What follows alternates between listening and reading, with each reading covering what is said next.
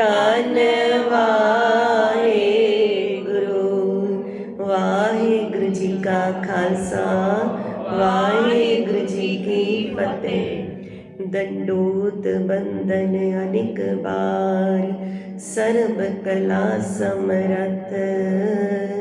ਡੋਲਨ ਤੇਰਾ ਕੋ ਪ੍ਰਭੂ, ਨਾਨਕ ਦੇ ਕਰ ਹੱਥ।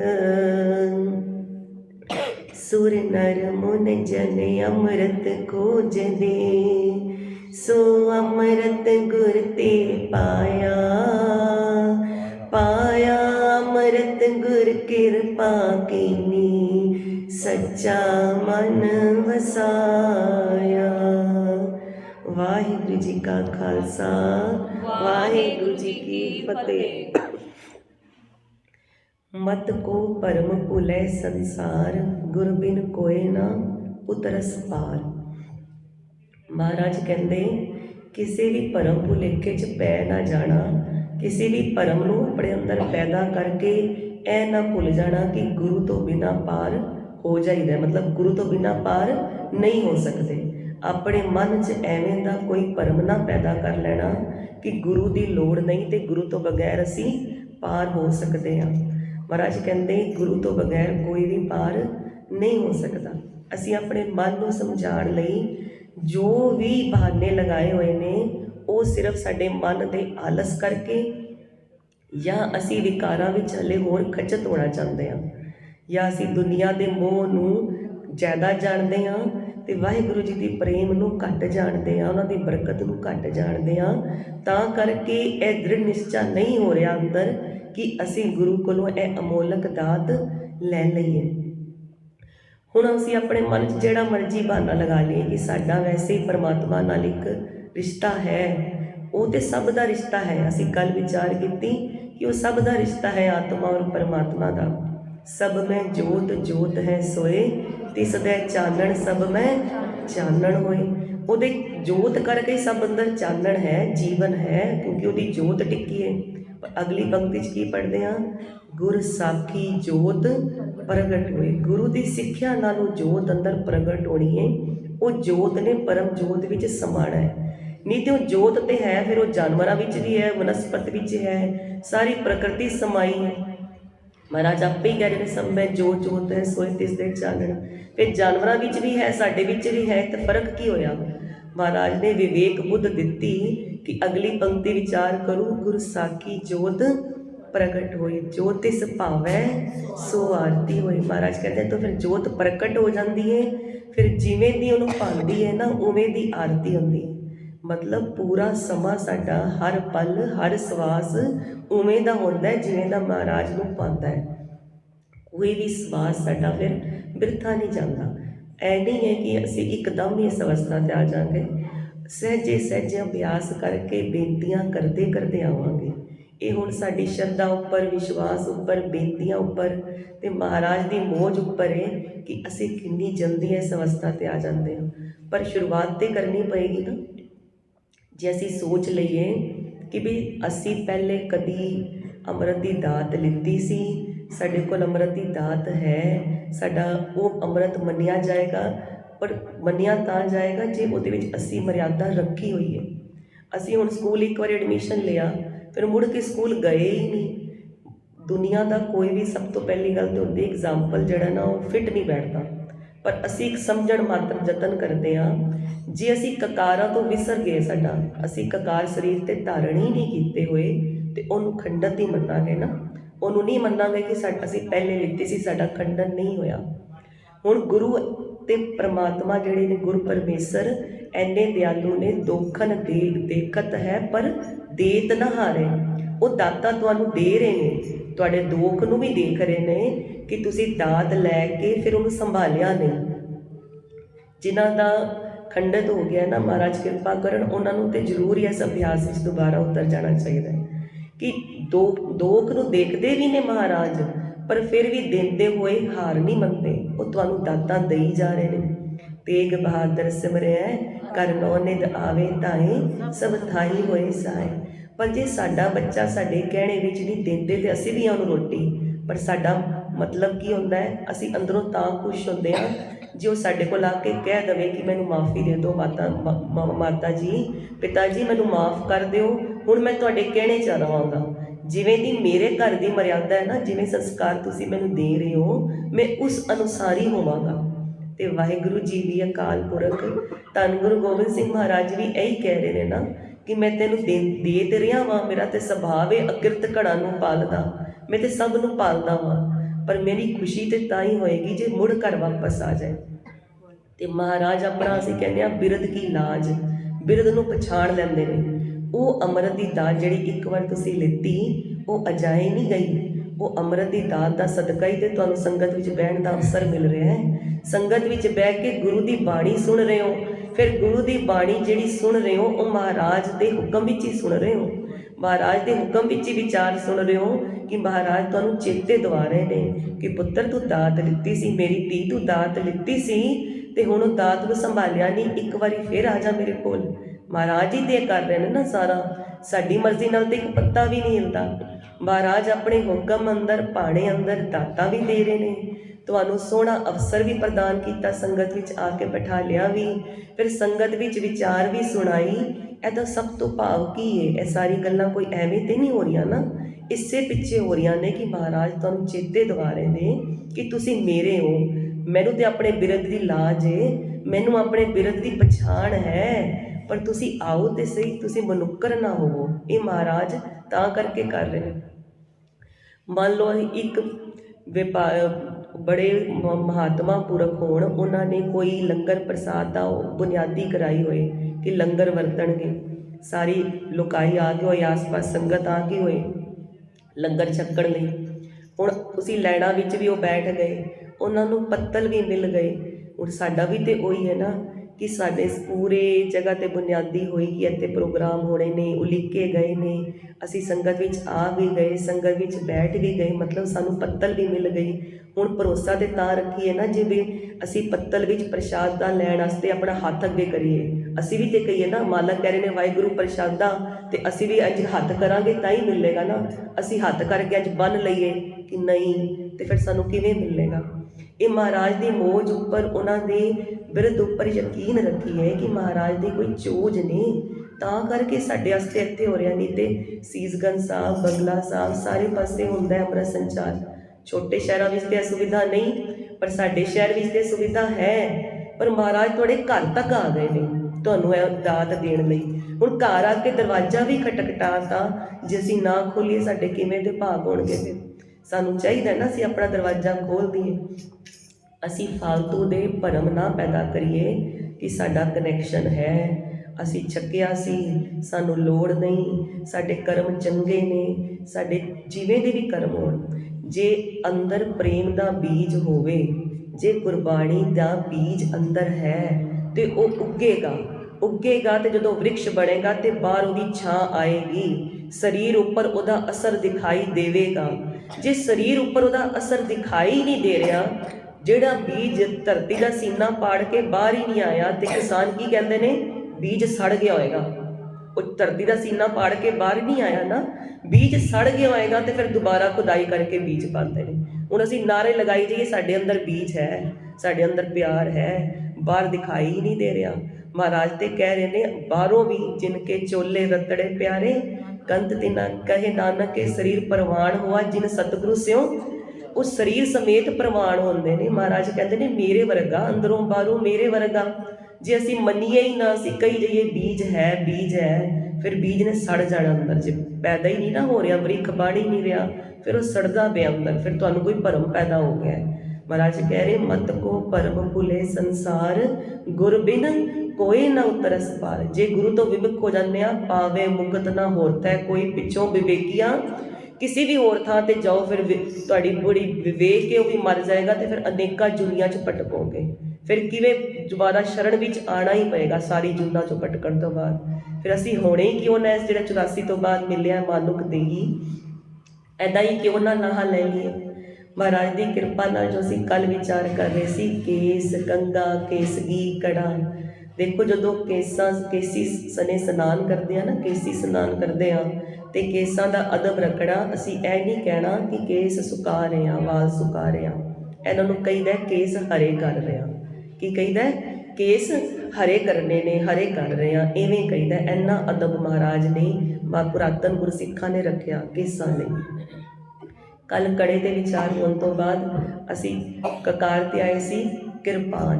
किरपान किरपा प्लस आन, भी जिहड़ी किरपा लई आई है, कृपा आन, जिहड़ी किरपा नूं लैके आई है। ते दूसरा अर्थ असी की विचार किया, किरपा प्लस आन का मतलब आन साडा मान शान, भी जिहड़ी किरपान है साडी शान है, साडा मान है, साडी इज्जत की राखी लई है ते मजलूम दे उपर हो रहे जुलम नूं रोकण लई है। इनू असी अदब नाल सिरी साहब भी कहते हैं। सिरी मतलब सिरमोर, ਜਿਹੜੇ सारी बरकत होण सिरी साहब। तो 6वें पातशाह तो लैके 10वें पातशाह आप शस्त्रां ते चोर साहब करिया करते सी। जे असी सिरी साहब एवें किरपान धारण करते हाँ तो असी निरभो अवस्था नूं प्राप्त होने हाँ। जिहड़ी साडी किरपान होवे वो भी सर्वलोह दी होनी चाहिए मर्यादा अनुसार। तो जदों असी किरपान धारण करते हैं तो ढैली कलां तो दूर रहते हाँ, तो जिहड़ा डर हुंदा है वो साडा दूर, साडे तो दूर रहता है।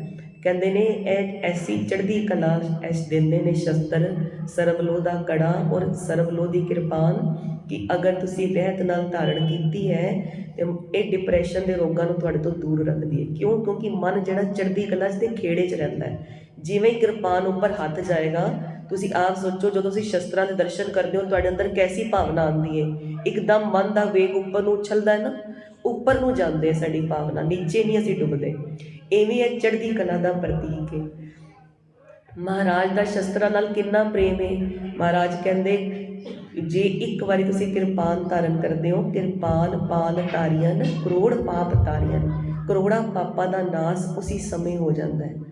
जे माता साहब कौर जी ने कहा हजूर साहब नांदेड़ कि उन्होंने हुक्म किया महाराज ने कि तुसी हुण दिल्ली जाओ तो साडा हुण ज्योति जोत समान का समय।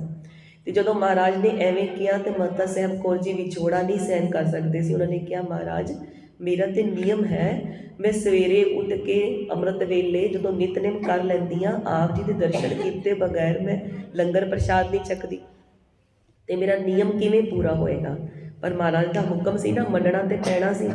तो महाराज ने कहा कि जदों तुसी पूरा नियम करके, महाराज ने एक शस्त्र दिता अपना, उस शस्त्र महाराज ने अपना निजी शस्त्र गात्रे की किरपान दी, वो वाली किरपान जी 6वें पातशाह दी सी महाराज पास। तो महाराज ने दे के कहा कि जदों पूरा नेम करके इस शस्त्र के दर्शन करोगे तो इस शस्त्र चों मेरे दर्शन प्रतख होणगे।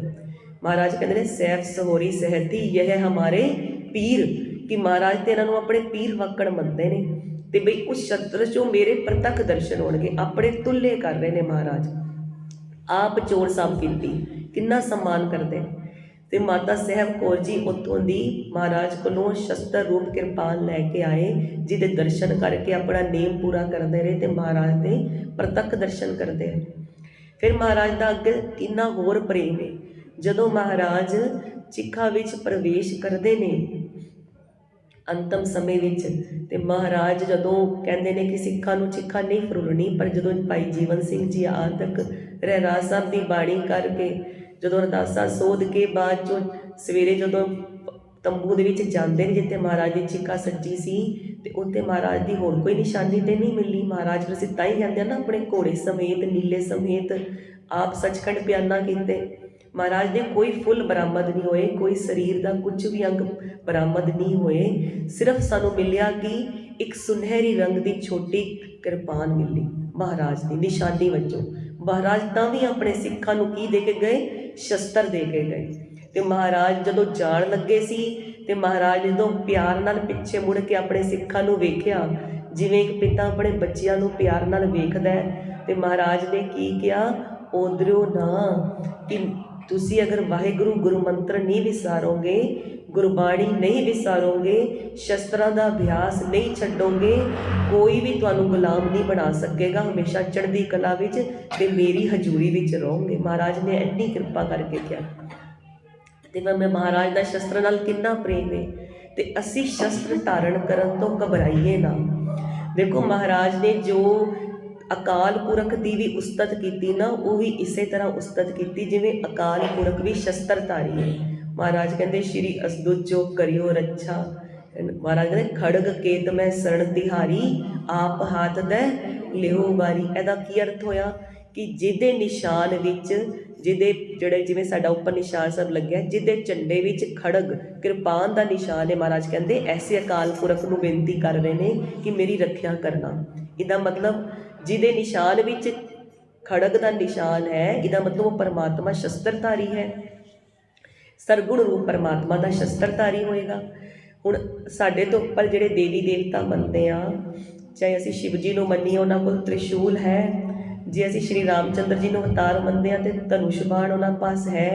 जे श्री कृष्ण जी ਨੂੰ अवतार ਮੰਨਦੇ ਹਾਂ ਤੇ सुदर्शन चक्र ਉਹਨਾਂ पास है। जिन्ने भी अवतारी पुरख होए देवी देवता ने, हनुमान जी ने ते गदा ਉਹਨਾਂ पास है। शस्त्र ਉਹ ਸਾਰੀ ਤਰ੍ਹਾਂ ਦੇ ਚਲਾਉਂਦੇ ਨੇ, ਪਰ ਇੱਕ ਵਿਸ਼ੇਸ਼ ਸ਼ਸਤਰ ਨੂੰ ਵੀ ਧਾਰਨ ਕੀਤਾ ਹੋਇਆ ਜਿਹਦੇ ਨਾਲ ਉਹਨਾਂ ਦੀ ਪਛਾਣ ਹੈ। ਹਰ ਇੱਕ ਪਾਸ ਦੇਵੀ ਦੇਵਤਾ ਪਾਸ ਇੱਕ ਸ਼ਸਤਰ ਹੈ। ਇਹਦਾ ਮਤਲਬ ਉਹ ਦੇਵੀ ਦੇਵਤਾ ਇਹ ਜਾਣਦੇ ਨੇ ਨਾ ਕਿ ਉਹਨਾਂ ਦੇ ਆਰਾਧਿਆ ਅਕਾਲ ਪੁਰਖ ਪਾਸ ਵੀ ਸ਼ਸਤਰ ਹੈ। ਤੇ ਮਹਾਰਾਜ ਨੇ ਸਾਨੂੰ ਕਿਵੇਂ ਦਾ ਰੂਪ ਬਖਸ਼ਿਆ? ਕੇਸਾਧਾਰੀ ਸ਼ਸਤਰਧਾਰੀ। ਕੇਸਾਂ ਦੀ ਬੇਦਬੀ ਵੀ ਕੋਈ ਅਵਤਾਰੀ ਪੁਰਖ ਨੇ ਨਹੀਂ ਕੀਤੀ ਸੀ ਤੇ ਸ਼ਸਤਰਧਾਰੀ ਵੀ ਸਾਰੇ ਸੀ। ਮਹਾਰਾਜ ਨੇ ਉਹੀਓ ਸਨਾਤਨ ਰੂਪ ਆਪਣੇ ਖਾਲਸੇ ਨੂੰ ਬਖਸ਼ਿਆ ਕਿ ਕੇਸਾਧਾਰੀ ਹੋਣਾ ਤੇ ਸ਼ਸਤਰਧਾਰੀ ਹੋਣਾ, ਭਗਤੀ ਤੇ ਸ਼ਕਤੀ ਦਾ ਸੁਮੇਲ। 5 ਜਾਮਿਆਂ ਤੱਕ ਗੁਰੂ ਸਾਹਿਬ ਨੇ ਅੰਦਰ ਭਗਤੀ ਭਰੀ ਹੈ, ਅੰਦਰ ਬੀਜ ਬੋਇਆ ਹੈ, ਦਇਆ ਦਾ, ਖਿਮਾ ਦਾ, ਪ੍ਰੇਮ ਦਾ, ਹਲੀਮੀ ਦਾ, ਸੱਤ ਦਾ, ਸੰਤੋਖ ਦਾ, ਵਿਸ਼ਵਾਸ ਦਾ। ਇਹ ਬੀਜ ਅੰਦਰ ਮਹਾਰਾਜ ਨੇ ਕੁੱਟ-ਕੁੱਟ 5 ਜਾਮਿਆਂ ਤੱਕ ਭਰਿਆ। ਫਿਰ 6ਵੇਂ ਜਾਮੇ ਵਿੱਚ ਮਹਾਰਾਜ ਨੇ ਭਗਤੀ ਦੇ ਘਰ ਦਰਬਾਰ ਸਾਹਿਬ ਦੇ ਚਰਨਾਂ ਵਿੱਚ ਅਕਾਲ ਤਖਤ ਸਾਹਿਬ ਦੀ ਵੀ ਰਚਨਾ ਕੀਤੀ। ਭਗਤੀ ਤੇ ਸ਼ਕਤੀ ਨੂੰ ਫਿਰ ਇੱਕ ਕਰਕੇ ਫਿਰ 10ਵੇਂ ਜਾਮੇ ਵਿੱਚ ਉਹ ਖਾਲਸਾ ਪੂਰਨ ਰੂਪ ਨਾਲ ਤਿਆਰ ਕੀਤਾ, ਜਿਹੜਾ ਸੰਤ ਸਿਪਾਹੀ ਹੋਏ। ਅੰਦਰੋਂ ਸੰਤ ਤੇ ਸਿਪਾਹੀ, ਬਾਹਰੋਂ ਵੀ ਦਿਖਦਾ ਹੋਏ ਤੇ ਸੰਤ ਸਿਪਾਹੀ ਦਾ ਪੂਰਨ ਰੂਪ ਹੋਵੇ। ਉਹਦੇ ਪਾਸ ਦਇਆ ਵੀ ਹੈ। ਜਿਹੜਾ ਦਇਆਵਾਨ ਹੁੰਦਾ ਹੈ ਨਾ, ਸ਼ਕਤੀ ਉਹਦੇ ਪਾਸ ਹੀ ਸ਼ੋਭਦੀ ਹੈ। ਹੁਣ ਜਿਹਦੇ ਕੋਲ ਸ਼ਕਤੀ ਹੋਏ ਤੇ ਉਹ ਦਇਆਵਾਨ ਨਾ ਹੋਏ, ਉਹ ਤੇ ਫਿਰ ਜ਼ੁਲਮੀ ਬਣ ਜਾਏਗਾ ਨਾ। ਜਿਵੇਂ ਅਸੀਂ ਪਹਿਲੇ ਤੁਰਕ ਔਰ ਮੁਗਲ ਸ਼ਾਸਨ ਦਾ ਵੇਰਵਾ ਪੜ੍ਹਦੇ ਹਾਂ, ਸੁਣਦੇ ਹਾਂ। ਜੇ ਖਾਲਸਾ ਰਾਜ ਪੜ੍ਹਦੇ ਹਾਂ ਕਿ ਬੜਾ ਵਧੀਆ ਸੀ, ਕਿਉਂਕਿ ਖਾਲਸੇ ਪਾਸ ਦਇਆ ਵੀ ਸੀ ਤੇ ਸ਼ਕਤੀ ਵੀ ਸੀ। ਸ਼ਕਤੀ ਦਇਆਵਾਨ ਪਾਸ ਹੀ ਸ਼ੋਭਦੀ ਹੈ, ਜਿਵੇਂ ਪਰਮਾਤਮਾ ਦਿਆਲੂ ਹੈ ਤੇ ਸਰਵ ਸ਼ਕਤੀਮਾਨ ਹੈ। ਸ਼ਕਤੀ ਸ਼ੋਭਦੀ ਹੈ ਨਾ ਪਰਮਾਤਮਾ ਪਾਸ। ਪਰਮਾਤਮਾ ਨਿਆਇਕਾਰੀ ਵੀ ਹੈ ਤੇ ਪਰਮਾਤਮਾ ਦਿਆਲੂ ਵੀ ਹੈ। ਤਾਂ ਹੀ ਅਸੀਂ ਅਰਦਾਸ ਵੀ ਕਰਦੇ ਹਾਂ ਤੇ ਜਦੋਂ ਉਹਨਾਂ ਨੇ ਸ੍ਰਿਸ਼ਟੀ ਸਮੇਟਣੀ ਹੁੰਦੀ ਹੈ, ਜਿਹੜਾ ਜ਼ੁਲਮ ਉਹਦਾ ਨਾਸ਼ ਕਰਨਾ ਹੁੰਦਾ ਹੈ, ਤੇ ਆਪਣੀ ਸ਼ਕਤੀ ਦਾ ਵੀ ਪ੍ਰਯੋਗ ਕਰਦੇ ਨੇ। ਇਸੇ ਤਰ੍ਹਾਂ ਦਾ ਜਿਹੜਾ ਰੂਪ ਸਨਾਤਨ ਰੂਪ ਹੈ, ਉਹ ਗੁਰੂ ਸਾਹਿਬ ਨੇ ਸਾਨੂੰ ਬਖਸ਼ਿਆ। ਸਾਨੂੰ ਬਣ ਆਉਂਦੀ ਹੈ ਕਿ ਮਹਾਰਾਜ ਦੀ ਮਰਿਆਦਾ ਵਿੱਚ ਆ ਜਾਈਏ। ਦੇਖੋ, ਜਦੋਂ ਅਸੀਂ ਮਹਾਰਾਜ ਦੇ ਕਹਿਣੇ ਵਿੱਚ ਆਉਂਦੇ ਹਾਂ ਤਾਂ ਸਾਨੂੰ ਬੜੀ ਬਰਕਤਾਂ ਮਿਲਦੀਆਂ ਨੇ। ਸਭ ਤੋਂ ਵੱਡੀ ਜਿਹੜੀ ਅੱਜ ਸਾਡੀ ਗ੍ਰਸਤ ਜੀਵਨ ਵਿੱਚ ਹੁੰਦਾ ਨਾ ਕਿ ਸਾਡੇ ਬੱਚੇ ਸਾਡਾ ਕਹਿਣਾ ਨਹੀਂ ਮੰਨਦੇ। ਜੇ ਅਸੀਂ ਆਪਣੇ ਪਿਤਾ ਦਾ, ਮਹਾਰਾਜ ਦਾ ਕਹਿਣਾ ਮੰਨ ਲੈਂਦੇ ਹਾਂ ਨਾ, ਤੇ ਸਾਡੇ ਬੱਚੇ ਸਾਡੇ ਕਹਿਣੇ ਵਿੱਚ ਆ ਜਾਣਗੇ। ਜੇ ਇੱਕ ਦਿਨ ਤੁਹਾਨੂੰ ਲੱਗੇਗਾ ਨਾ ਲੇਟ ਹੋ ਗਿਆ, ਤੁਸੀਂ ਮਹਾਰਾਜ ਨੂੰ ਕਹਿ ਸਕਦੇ ਹੋ ਨਾ, ਮਹਾਰਾਜ ਮੈਂ ਵੀ ਤਾਂ ਤੁਹਾਡਾ ਕਹਿਣਾ ਮੰਨਦਾ, ਤੁਸੀਂ ਅੱਗੇ ਮੇਰੇ ਬੱਚੇ ਨੂੰ ਤਾਸੀਰ ਪਾਓ, ਉਹਦੇ ਅੰਦਰ ਇਹ ਸੰਸਕਾਰ ਪਾ ਦਿਓ ਕਿ ਉਹ ਮੇਰਾ ਕਹਿਣਾ ਮੰਨੇ। ਜੇ ਤੁਸੀਂ ਕਹੋਗੇ ਮਹਾਰਾਜ ਮੇਰੇ ਬੱਚੇ ਮੇਰੇ ਕਹਿਣਾ ਨਹੀਂ ਮੰਨਦੇ, ਤੁਸੀਂ ਕਿਰਪਾ ਕਰੋ ਇਹ ਕਹਿਣਾ ਮੰਨੇ, ਤਾਂ ਮਹਾਰਾਜ ਸੋਚ ਲੈਣਗੇ ਤੂੰ ਕਹਿਣਾ ਮੰਨਦਾ ਹੈ ਜਿਹੜਾ ਮੈਨੂੰ ਕਹਿ ਰਿਹਾ ਕਿ ਮੇਰਾ ਬੱਚਾ ਮੇਰਾ ਕਹਿਣਾ ਨਹੀਂ ਮੰਨਦਾ। ਫਿਰ ਜੈਸੇ ਕੋ ਤੈਸਾ, ਆਪੇ ਬੀਜ ਆਪੇ ਹੀ ਖਾਓ। ਤੇ ਮਹਾਰਾਜ ਨੂੰ ਕਹਿੰਦੇ ਹੋਏ ਫਿਰ ਸੋਭੀਏ ਤੇ ਸਹੀ ਨਾ ਕਿ ਬਈ ਮਹਾਰਾਜ ਕਿ ਸਾਡੇ ਬੱਚਿਆਂ ਨੂੰ, ਸਾਡੀ ਫਸਲ ਨੂੰ, ਸਾਡੀ ਪਨੀਰੀ ਜਿਹੜੀ ਨਵੀਂ ਹੈ, ਇਹਨੂੰ ਗੁਰੂ ਘਰ ਨਾਲ ਜੁੜੀ ਰਹੇ। ਪਹਿਲੇ ਅਸੀਂ ਆਪ ਜੁੜੀਏ, ਆਪਣਾ ਹਿੱਸਾ ਪਾ ਦਿਓ ਇਸ ਗੱਲ ਵਿੱਚ। ਝੂਲਤੇ ਨਿਸ਼ਾਨ ਰਹੇ ਪੰਥ ਮਹਾਰਾਜ ਕੇ, ਸਜਤੇ ਦੀਵਾਨ ਰਹੇ ਗੁਰੂ ਮਹਾਰਾਜ ਕੇ। ਇਹਦੇ ਵਿੱਚ ਆਪਣਾ ਹਿੱਸਾ ਪਾ ਦਿਓ, ਆਪਣੀ ਆਹੂਤੀ ਪਾ ਦਿਓ ਇਸ ਯੱਗ ਵਿੱਚ ਕਿ ਸਾਡਾ ਹਿੱਸਾ ਕੀ ਹੈ। ਅਸੀਂ ਸੱਜ ਜਾਈਏ ਤਿਆਰ ਬਰ ਤਿਆਰ ਖਾਲਸਾ। ਫਿਰ ਜਦੋਂ ਅਸੀਂ ਸੱਜ ਕੇ 96 ਕਰੋੜ ਆਪੇ ਹੋ ਜਾਣੇ ਨੇ ਮਹਾਰਾਜ ਦੇ ਘਰ, ਬਰਕਤ ਹੈ ਬਹੁਤ। ਅਸੀਂ ਆਪਣਾ ਹਿੱਸਾ ਤੇ ਪਾਈਏ ਜੋ ਆਪਣਾ ਸਾਡਾ ਹਿੱਸਾ ਬਣਦਾ ਹੈ। ਜੇ ਅਸੀਂ ਕਿਸੇ ਲਾਲਚ ਵਸ ਆ ਕੇ, ਕਿਸੇ ਮਜਬੂਰੀ ਜਾ ਕੇ ਅੰਮ੍ਰਿਤ ਦੀ ਦਾਤ ਜਦੋਂ ਲਵਾਂਗੇ ਨਾ, ਦਾਤ ਤੇ ਉਹ ਵੀ ਪ੍ਰਵਾਨ ਹੋ ਜਾਏਗੀ, ਪਰ ਅੰਦਰ ਫਿਰ ਵੀ ਤੁਹਾਡੇ ਅੰਦਰ ਇੱਕ ਕਾਣ ਰਹਿ ਜਾਏਗੀ ਕਿ ਬਈ ਅਸੀਂ ਮਜਬੂਰੀ ਚੱਕਿਆ ਸੀ। ਫਿਰ ਉਨਾ ਪ੍ਰੇਮ ਪੈਦਾ ਹੋਣ 'ਚ ਦੇਰ ਲੱਗੇਗੀ। ਅੱਜ ਜੇ ਮੌਕਾ ਮਿਲਿਆ ਆਪਣੇ ਅੰਦਰ ਸ਼ਰਧਾ, ਵਿਸ਼ਵਾਸ, ਪ੍ਰੇਮ ਨਾਲ ਛਕ ਲਵਾਂਗੇ ਤੇ ਫਿਰ ਵਾਹਿਗੁਰੂ ਜੀ ਅੱਗੇ ਆਪਣਾ ਬਿਲਕੁਲ ਐਵੇਂ ਮੁੱਖ ਉਜਲਾ ਉੱਜਲ ਮੁੱਖ ਕਰਕੇ ਬੈਠੇ ਹੋਵਾਂਗੇ ਨਾ, ਜੇ ਕਿਸੇ ਮਜਬੂਰੀ ਨਾਲ ਛੱਕਾਂਗੇ ਤਾਂ ਫਿਰ ਇੱਕ ਪਾਸੇ ਸਾਡੀ ਅੱਖ ਕਿਤੇ ਨਾ ਕਿਤੇ ਝੁਕੀ ਹੋਏਗੀ, ਕਿਉਂਕਿ ਸਾਡਾ ਅੰਤਰਾਤਮਾ ਜਾਣਦਾ ਹੈ ਕਿ ਅਸੀਂ ਕਿਸੇ ਲਾਲਚ ਨਾਲ ਜਾਂ ਕਿਸੇ ਮਜਬੂਰੀ ਨਾਲ ਛੱਕਿਆ ਹੈ, ਸਾਡਾ ਹਾਲੇ ਪੂਰਾ ਮਨ ਨਹੀਂ ਸੀ, ਸਾਡੀ ਮਜਬੂਰੀ ਹੋ ਗਈ ਹੈ। ਕਹਿੰਦੇ ਨਾ ਵੇਲਣੇ ਠੱਪਾਂ ਆਈ ਗਈ ਹੈ ਹੁਣ, ਉਵੇਂ ਦੀ ਅਵਸਥਾ ਵਿੱਚ ਛੱਕਣ ਨਾਲੋਂ ਤੇ ਅੱਜ ਪਿਆਰ ਨਾਲ ਮਹਾਰਾਜ ਕੋਲੋਂ ਦਾਤ ਲੈ ਲਈਏ ਝੋਲੀ ਅੱਡ ਕੇ, ਤੇ ਮਹਾਰਾਜ ਦੀ ਖੁਸ਼ੀ ਵੀ ਲੈ ਲਈਏ। ਨਾਨਕ ਤੇ ਮੁਖ ਉਜਲੇ ਗਏ ਮਸਕਤ ਕਾਲ, ਉਹ ਜਿਹੜੀ ਮਸਕਤ ਕਾਲਣੀ ਹੈ ਉਹ ਅਸੀਂ ਮਿਹਨਤ ਕਰੀਏ ਤਾਂ ਫਿਰ ਮੁਖ ਉਜਲੇ ਹੋਣਗੇ। ਜਿਨੀ ਨਾਮ ਧਿਆਇਆ ਗਏ ਮਸਕਤ ਕਾਲ, ਨਾਨਕ ਤੇ ਮੁਖ ਉਜਲੇ ਕੀਤੀ ਛੁੱਟੀ ਨਾਲ, ਫਿਰ ਹੀ ਛੁੱਟੀ ਹੋਏਗੀ, ਤਾਂ ਹੀ ਸਾਨੂੰ ਖੁਸ਼ੀਆਂ ਮਿਲਣਗੀਆਂ। ਮਹਾਰਾਜ ਕਿਰਪਾ ਕਰਨ, ਅਸੀਂ ਸਾਰੇ ਮਹਾਰਾਜ ਦੇ ਕਹਿਣੇ ਵਿੱਚ ਆਈਏ, ਆਪ ਵੀ ਛਕੋ, ਹੋਰਾਂ ਨੂੰ ਵੀ ਪ੍ਰੇਰਣਾ ਕਰੋ ਕਿ ਆਓ ਰਲ ਮਿਲ ਕੇ ਅਸੀਂ ਇਹ ਦਾਤ ਲੈ ਲਈਏ, ਕਮ ਸੇ ਕਮ ਆਪਣੇ ਇਲਾਕੇ ਨੂੰ ਤੇ ਸੋਹਣਾ ਬਣਾ ਲਈਏ ਕਿ ਸਾਰੀ ਸੰਗਤ ਐਨ ਸੋਹਣੀ ਲੱਗਦੀ ਹੋਏ ਕਿ ਮਹਾਰਾਜ ਦੇ ਦਰ ਘਰ 'ਚ ਬੈਠੀ ਹੋਈ ਸਾਡੇ ਇਲਾਕੇ ਵਿੱਚ ਤੇ ਮਹਾਰਾਜ ਦੀ ਬਰਕਤਾਂ ਪੈ ਰਹੀਆਂ ਹੋਣ। ਜਿਹੜਾ ਸੰਗਤ ਵਿੱਚ ਆ ਕੇ ਬੈਠਦੇ ਨੇ ਉਹੀ ਸੋਹਣੇ ਹੁੰਦੇ ਨੇ। ਸਹੀ ਸੁੰਦਰ ਸੋਹਣੇ ਸਾਧ ਸੰਗਤ ਜਿਨ ਬਹਿਣੇ, ਫਿਰ ਅਸੀਂ ਸੋਹਣੇ ਬਣ ਜਾਈਏ, ਬੀਬੇ ਪੁੱਤਰ ਬਣ ਜਾਈਏ, ਮਹਾਰਾਜ ਦੇ ਬੀਬੀਆਂ ਧੀਆਂ ਬਣ ਜਾਈਏ, ਜਿਨ੍ਹਾਂ ਉੱਪਰ ਮਹਾਰਾਜ ਦੀ ਬੜੀ ਕਨੇਰੀ ਕਿਰਪਾ ਨਜ਼ਰ ਹੁੰਦੀ ਹੈ। ਕੱਲ੍ਹ ਅਸੀਂ ਹੁਣ ਕਛਹਿਰੇ ਅਖੀਰਲੇ ਕਕਾਰ ਤੇ ਅੱਗੇ ਕੁਰੈਤਾਂ 'ਤੇ ਵਿਚਾਰ ਕਰਾਂਗੇ। ਮਹਾਰਾਜ ਕਿਰਪਾ ਕਰਨ, ਭੁੱਲਾਂ ਨਾ ਚਿਤਾਰਨੀਆਂ ਜੀ। ਝੂਲ ਤੇ ਨਿਸ਼ਾਨ ਰਹੇ, ਸਜ ਤੇ ਦੀਵਾਨ ਰਹੇ। ਵਾਹਿਗੁਰੂ ਜੀ ਕਾ ਖਾਲਸਾ, ਵਾਹਿਗੁਰੂ ਜੀ ਕੀ ਫਤਿਹ।